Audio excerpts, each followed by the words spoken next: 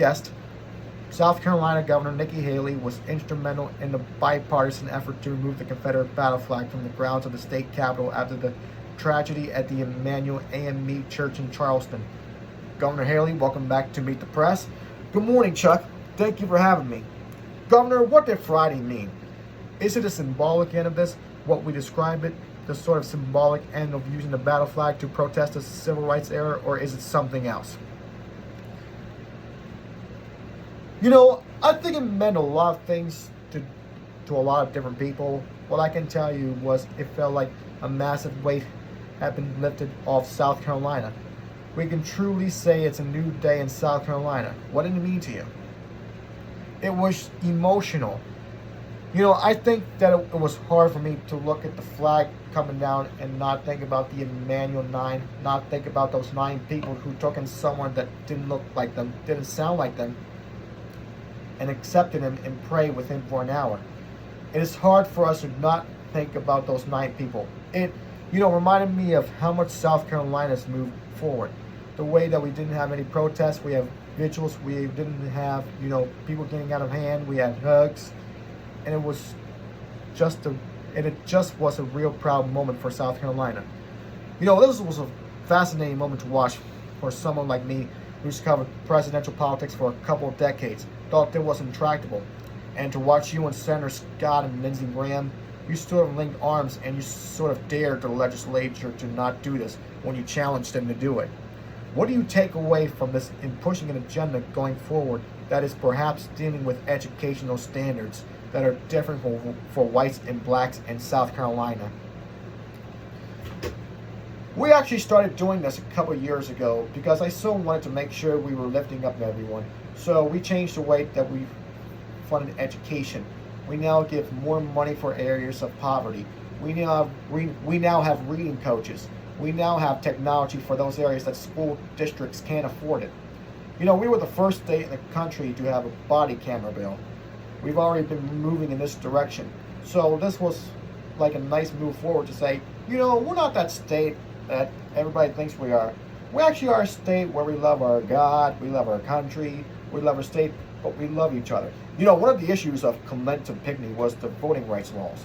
That's been a big controversy with a lot of African Americans, particularly, and with a lot of Republican governors.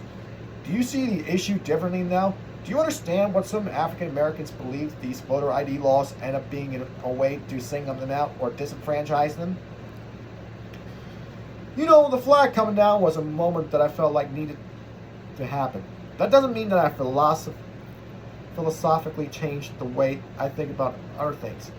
I've never seen the voter ID as a racial issue for whites, for blacks, for Asians, for anyone. What I see, it's an issue where people prove who they are. And I think that's something very important for our democracy. It's important to America. And I think that having to show a picture ID when you get on the plane and having to show a picture ID when you buy Sudafed, you absolutely should have to show a picture ID to vote. And what we've done in South Carolina is make sure that it's easy for people to vote, that we don't make it hard for anyone. But we think that's an important part to the process. I want to go a little bit to the investigation of the shooter. We found out that the FBI background check essentially didn't work because some of the arrest records of Dylan Roof didn't get to the system in time. Had they gotten in, he might not have been able to purchase that gun. We don't know if he would have found a gun in another way, but we know he wouldn't have been able to purchase the gun that he'd have purchased. When you look at background check laws, and I know this is as much about a federal issue as it is a state issue, and you see this disparity that perhaps more time was going to be needed for law enforcement to get the record into the system, do you think the background check system should be expanded instead of a 3-day period, maybe longer? Well, first of all, when we got the call from the FBI telling us what had happened, I was literally sick to my stomach. We expect when the feds say they're not going to do something, we take them at their word that it's not going to get done. And the fact that it didn't get done is terrible. And it's one more thing that these families are going to have to go through that they don't deserve to have to go through. So I think we need to look at the fact that it's not about time, it's about technology. This is something when someone has a charge filed against them, It should go into a database, and it should be shown immediately to anyone that's looking at. So I will be more interested in what went wrong, why are they dealing with paperwork and not dealing with technology that they wouldn't have. And you're convinced that this is the feds and not necessarily local, not necessarily Lexington County or anybody else. We were told when the FBI called us, we were told that it was an FBI issue, that it was not a state issue. All right, I got to ask you, you're the daughter of 2 immigrants.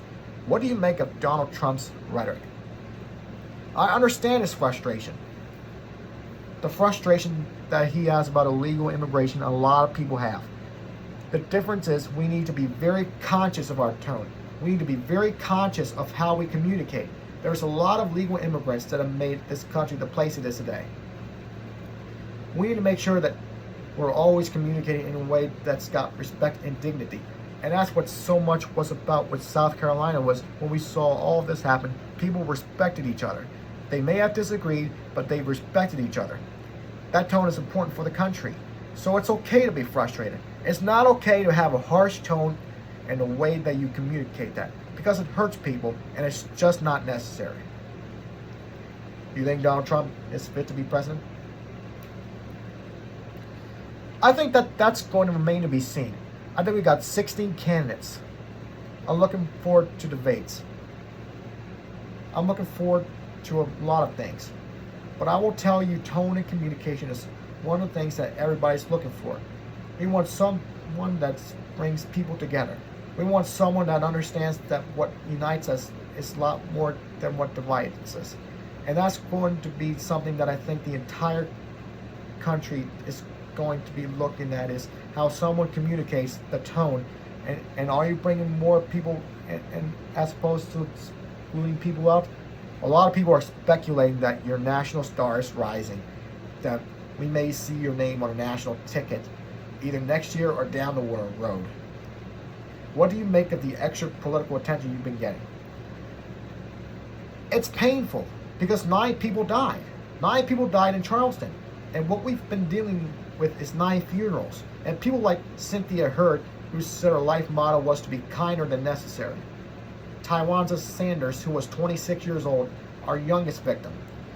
And as he stood in front of the murderer, he covered up his Aunt Susie, who was 87, and said, "We mean no harm to you. You don't have to do this." That's what I want people talking about. The Emmanuel 9th that forever changed South Carolina and changed this country,